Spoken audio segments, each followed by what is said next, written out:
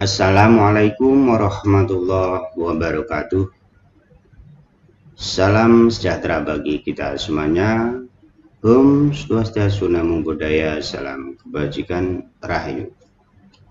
Izinkan pada kesempatan kali ini saya Muhammad Miftah dapat berbagi terkait dengan persoalan esensi dan prinsip-prinsip peningkatan kompetensi dan karir guru, serta jenis program pendidikan dan latihan guru.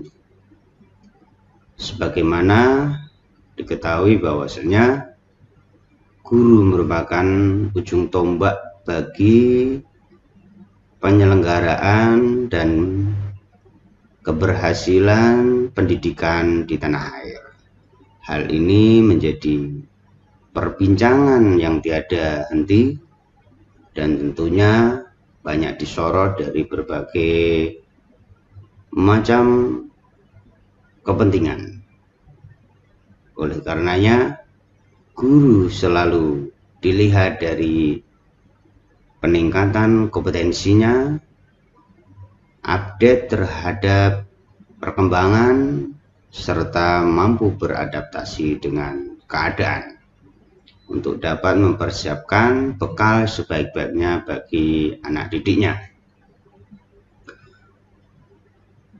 Pada topik kali ini, mudah-mudahan bisa bermanfaat sebagai sharing bagi para organisasi profesi guru, kemudian pihak lembaga atau sekolah, anak didik, masyarakat, dan pemangku kepentingan dan pimpinan. Saudara-saudara, bahwasanya kompetensi menjadi topik yang selalu dibicarakan. Apa itu kompetensi? Kompetensi adalah seperangkat pengetahuan, keterampilan, dan nilai-nilai dasar yang direfleksikan dalam kebiasaan berpikir dan bertindak dari seorang tenaga profesional. Dan esensi dari peningkatan kompetensi itu terletak pada diri guru, di mana seorang guru harus lebih mengetahui tentang ilmu pengetahuan dan teknologi atau iptek, baik sebagai materi ajar maupun pembelajaran, di mana seorang guru dituntut untuk mampu terus meningkatkan dan menyesuaikan kompetensinya agar mampu mengembangkan dan menyajikan materi ajar yang aktual, faktual, up to date dengan menggunakan berbagai pendekatan, metode, teknik, serta teknologi pembelajaran terkini. Hanya dengan cara itu, guru mampu menyelenggarakan pembelajaran yang berhasil, mampu mengantarkan peserta didik memasuki dunia kehidupan sesuai dengan kebutuhan dan tantangan pada zamannya. Guru yang baik adalah guru mampu mempersiapkan peserta didik sesuai dengan tantangan dan kebutuhan zamannya. Hal ini dirasa penting karena akan berdampak secara langsung bagi siswa, di mana seorang guru yang kurang mampu mempersiapkan diri dengan membekali kemampuan teknologi informasi dan komunikasi, maka di antara yang dapat dirasakan secara langsung dampak bagi siswa adalah siswa hanya terbekali dengan kompetensi yang sudah usang atau lama, sehingga produk sistem pendidikan dan pembelajaran tidak siap terjun ke dunia kehidupan nyata yang terus berubah. Yang kedua, pembelajaran yang diselenggarakan oleh guru juga kurang kondusif bagi tercapainya tujuan secara aktif, kreatif, efektif, menyenangkan, karena tidak didukung oleh penggunaan teknologi pembelajaran yang modern dan handal. Ini yang menjadi pengantar bagi saya untuk seterusnya dapat diketahui regulasi kebijakan-kebijakan yang sudah dikeluarkan oleh pemerintah terkait dengan guru, di mana mulai dari Undang-Undang Nomor 20 Tahun 2003 tentang Sistem Pendidikan Nasional. Ini tidak boleh tidak, guru harus tahu bahwa Undang-Undang Nomor 20 2003 ini menjadi sebuah fondasi awal, menjadi rujukan dari perundangan-undangan turunannya. Sebelumnya ada Undang-Undang 45 dan Pancasila tentunya sebagai landasan falsafah bangsa Indonesia, landasan pendidikan. Kemudian secara spesifik menjadi turunan pada Undang-Undang Nomor 14 Tahun 2005 tentang guru, di mana di sana dikupas tuntas terkait dengan kompetensi guru, yaitu ada 4 yang harus diketahui: kompetensi pedagogik, kepribadian, kompetensi akademik atau profesional, dan kompetensi sosial. Ini menjadi satu kesatuan yang harus tertanam utuh dalam diri seorang guru. Kompetensi pedagogik di sini adalah guru dituntut untuk pemahaman terhadap peserta didik, perancangan, pelaksanaan, dan evaluasi hasil belajar. Yang kedua, kompetensi kepribadian, yaitu guru mampu mencerminkan kepribadian yang mantap dan teladan. Ini tidak mudah.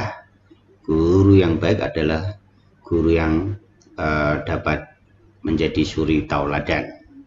Yang ketiga, memiliki kompetensi akademik atau profesional, yaitu penguasaan materi pembelajaran secara luas dan mendalam. Dituntut untuk guru untuk selalu belajar dan belajar.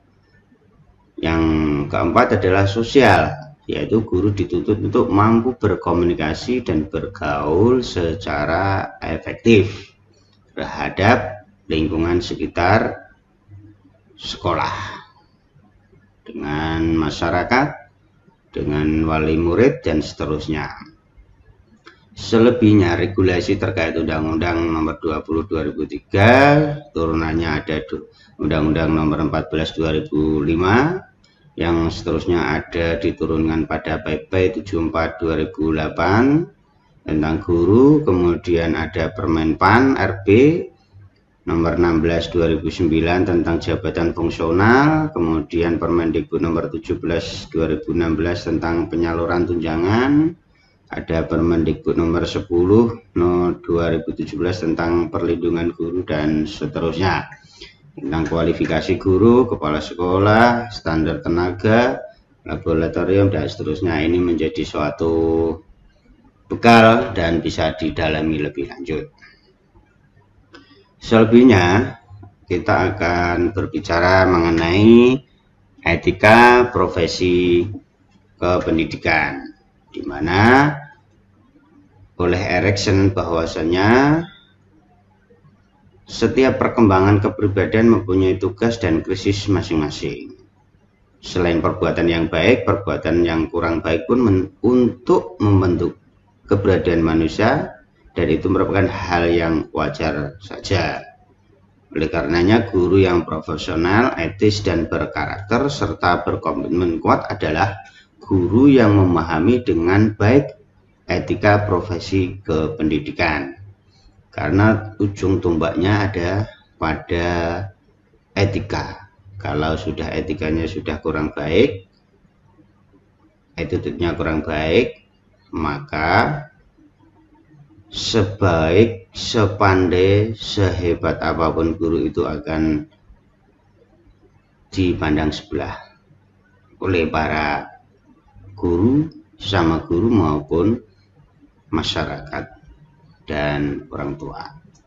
Oleh karenanya, guru di sini dituntut untuk memiliki karakteristik, memiliki sifat-sifat yang baik, yaitu memiliki keberagaman, guru bersikap demokratis dan berwawasan luas serta mendalam, kebahasaan, bahasanya guru membangun sikap dan tindakan yang menghargai keragaman bahasa di sekolah, gender, di mana guru memperlakukan semua dan tidak membedakan jenis kelamin, status sosial, menunjukkan simpati terhadap peserta didik, tidak pandang ekonomi atas, bawah, menengah, dan seterusnya. Etnis, guru tidak membedakan kultur atau kelompok masyarakat baik bahasa, agama, suku, negara, tata cara sehari-hari, makanan, dan cara berpakaian. Usia guru memahami perkembangan karakteristik moral peserta didik berdasarkan usianya. Ini penting sekali, karakter anak usia dini, karakter anak sekolah dasar, kemudian lanjutan, dan seterusnya. Ini memiliki perbedaan tahapan-tahapan. Ada di sana usia 1 tahun, ini tergantung pada orang lain. Karakternya anak usia 1 sampai 3 tahun memulai rasa timbul keinginan, rasa ingin tahu, malu, dan keraguan. Usia 3 sampai 6 tahun ini muncul inisiasi kritisnya, perencanaan, menentukan tujuan, usia keras, dan seterusnya. Ini tahapan-tahapan yang harus diketahui oleh para guru. Selebihnya, landasan etika profesi ini ada umum, khusus, individu, dan sosial. Yang pada intinya, etika atau moral merupakan nilai sesuatu yang baik dan berharga. Profesi adalah bidang pekerjaan yang dilandasi pendidikan keahlian, yaitu berupa pendidikan, kejuruan, vokasi, dan seterusnya. Etika profesi dapat dibentuk melalui pendidikan. Oleh karenanya, segitiga pendidikan, tripologi pendidikan, di sana ada pendidikan formal, ada pendidikan non formal, ada pendidikan informal, menjadi satu kesatuan dalam membentuk sebuah etika pendidikan bagi anak. Guru profesional adalah guru yang telah terdidik dan terlatih. Ciri-cirinya terdidik, terlatih, kekhususan, otonom, terorganisir, pengabdian, dan imbalan yang memadai. Kemudian memiliki nilai-nilai dalam dirinya menjadi panutan kehidupan. Kemudian memiliki attitude moral yang baik yang menjadi suatu teladan bagi anak didiknya. Selebihnya, para guru harus memahami terkait dengan alat pendidikan. Apa itu alat pendidikan? Alat pendidikan adalah suatu perbuatan, situasi, benda yang sengaja dirancang, dibuat, atau diadakan dan digunakan untuk mencapai tujuan pendidikan. Macam-macam alat pendidikan adalah pembiasaan, pengawasan, perintah, larangan, keteladanan, hukuman, ganjaran, hadiah, dan pujian. Ini penting bagi para guru untuk bisa mengembangkan kegiatan pembelajarannya di sekolah. Etika profesi dalam memberikan perintah sebagai alat pendidikan. Ini juga bisa berbentuk dalam perintah lisan tertulis berdasarkan kepentingan siswa, hendaknya jelas dan singkat, bersifat rasional, wajar, masuk akal, sesuai tingkat perkembangan anak, sesuai dengan situasi dan kondisi, menggunakan bahasa yang baik, bersifat hemat dan cermat, bersifat umum yang tentunya akan mengembangkan improvisasi dan daya kritis anak. Selebihnya, dalam etika profesi melaksanakan pembiasaan dan peneladanan. Etika profesi guru dalam mengajar. Ini memulai pembiasaan sebelum terlambat, pembiasaan hendaknya dilakukan terus-menerus dan berulang-ulang secara teratur, pembiasaan hendaknya dilakukan secara konsisten, pembiasaan ditingkatkan dari pembiasaan secara mekanisme. Ini guru profesional yaitu mampu mencari cara dengan sikap dan atau bertindak yang mencairkan suasana. Nah, ini penting sekali pendidikan karakter bagi para guru, yaitu menuntut kompetensi guru untuk memilih dan mengintegrasikan nilai-nilai karakter ke dalam proses pembelajaran seraya memberikan teladan. Karena satu teladan itu lebih utama, lebih dapat dirasakan ketimbang 1000 pengetahuan. 1000 pengetahuan tanpa ada satu keteladanan bagi para guru, tentunya ini menjadi kabur. Inilah pentingnya bagi guru untuk membekali diri etika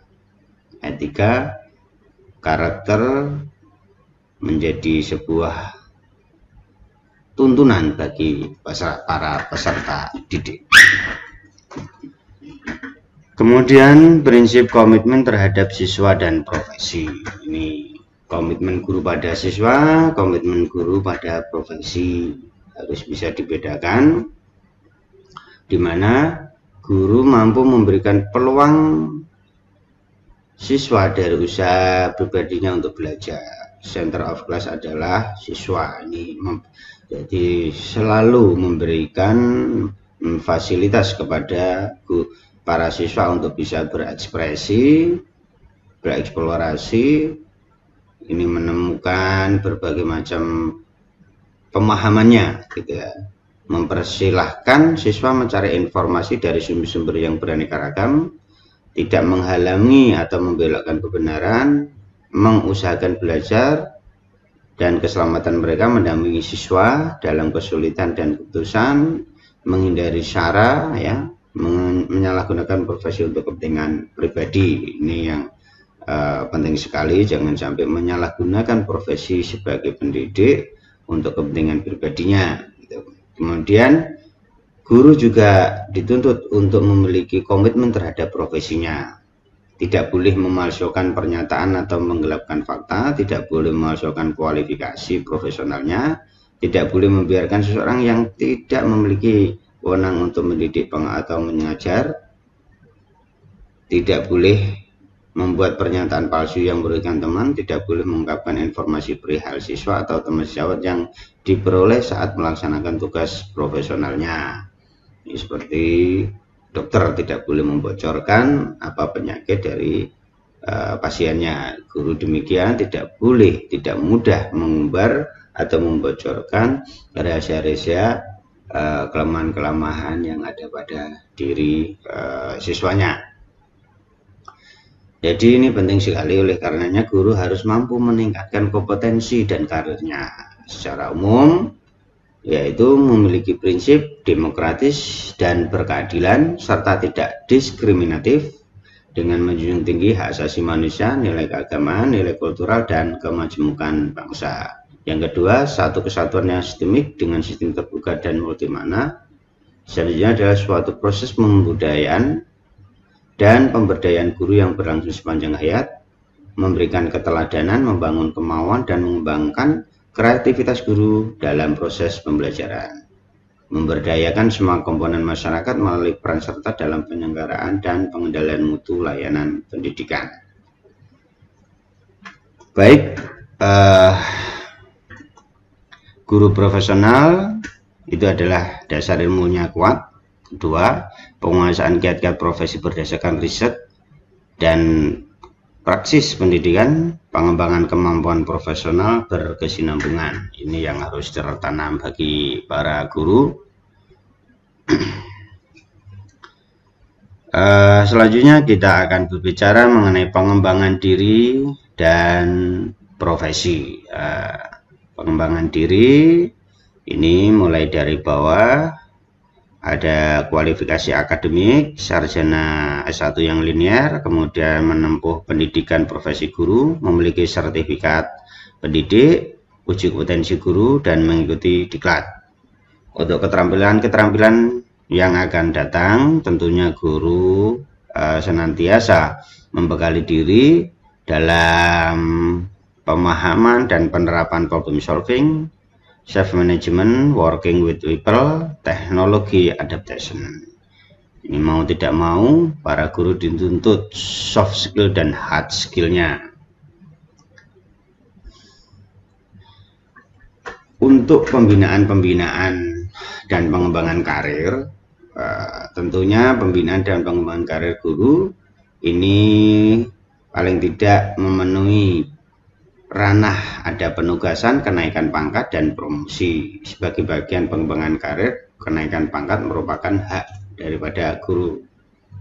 Kerangka pembinaan dan pengembangan kenaikan pangkat ini termasuk ranah peningkatan karir.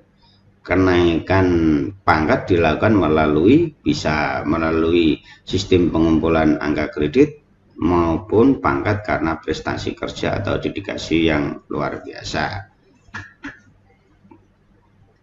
Ini untuk tahapan-tahapan yang sudah diketahui semuanya, mulai golongan jabatan terendah sampai yang tertinggi utama. Itu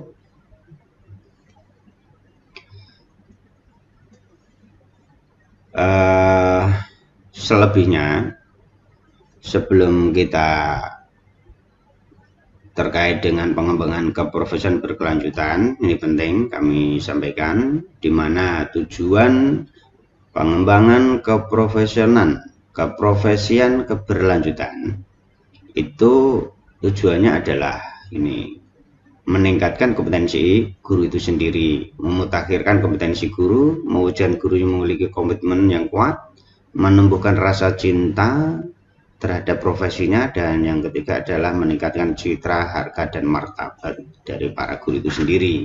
Pada prinsipnya bahwa setiap guru berhak mendapatkan kesempatan untuk mengembangkan diri. Guru, ini ya, proses penyusunan dari pengembangan keprofesian berkelanjutan harus dimulai dari sekolah. Itu kesempatan bagi guru 40 jam per tahun itu harus terlaksana. Guru juga wajib berusaha mengembangkan dirinya semaksimal mungkin dan berkelanjutan tentunya. Proses pengembangan keprofesian berkelanjutan bagi guru harus dimulai dari guru itu sendiri dan melibatkan guru secara aktif, kesadaran gitu ya. Selebihnya, larangan, teguran, dan ancaman. Ini penting bagi guru untuk warning, peringatan, di mana larangan sebagai alat pendidikan ditetapkan berpangkal pada kebutuhan, kepentingan, kebaikan anak didik dalam rangka mencapai tujuan pendidikan. Jadi prinsipnya adalah larangan itu menjadi sebuah alat gitu ya, alat untuk mencapai tujuannya itu. Kemudian teguran dan ancaman sebagai alat pendidikan merupakan kelanjutan dari larangan. Kemudian teguran dimaksud sebagai peringatan anak didik bahwa ia telah bersikap dan bertindak tidak benar dan dapat menghambat, merintangi, atau menggagalkan tercapainya tujuan pendidikan. Ancaman bisa diterapkan apabila larangan tidak diindahkan oleh anak didik. Ini tentunya melalui tahapan-tahapan, gitu ya. Harus anak itu menyadari kesalahannya, anak yang tidak menyadari kesalahannya dan anak didik yang tidak menyadari kesalahannya dan tidak mengubah sikap ini kan harus dikategorikan. Nah, ini diambil tindakan yang sesuai dengan ini tujuannya, yaitu tujuannya adalah mendidik dari anak. Hukuman dan ganjaran ini penting sekali. Hukuman sebagai alat pendidikan dapat dipandang sebagai sarana mempertahankan keteraturan. Nah, gitu ya. Jadi hukuman tidak berbentuk fisik, namun hukuman mengandung hal secara pemberdayaan jiwa belajarnya untuk menyadari atas kesalahannya, kemudian menjadikan introspeksi bagi siswa untuk tumbuh kembang jiwa belajarnya, itu yang dengan penuh kasih sayang tentunya, kemudian dengan kelembutan yang intinya adalah menyentuh pada psikologi anak sehingga anak itu mampu bangkit hatinya, bangkit kesadarannya dan minat belajarnya gitu ya. Kemudian ganjaran tidak selalu berupa uang gitu ya, melainkan juga berupa kata-kata, pujian, dan perbuatan. Ini yang harus disikapi. Tidak membiasakan membodohkan anak dengan kebiasaan-kebiasaan memberikan materi.